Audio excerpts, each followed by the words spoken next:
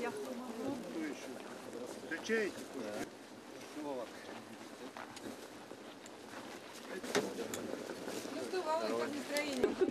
Да ладно, они просто стесняются очень сильно. Ну все, пойдем.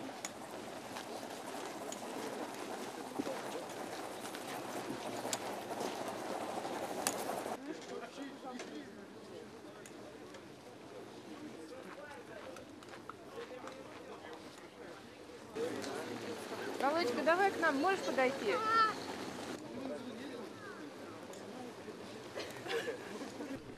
Месяц назад меня заносили в поезд, ну, буквально в смысле слова, меня на руках заносили в поезд, потому что я не мог идти, у меня не двигались ноги. Вот. Приехал туда я на коляске, ну, то есть вот меня мама на коляске туда привезла в клинику. Вот. Выписался я оттуда уже, вышел сам.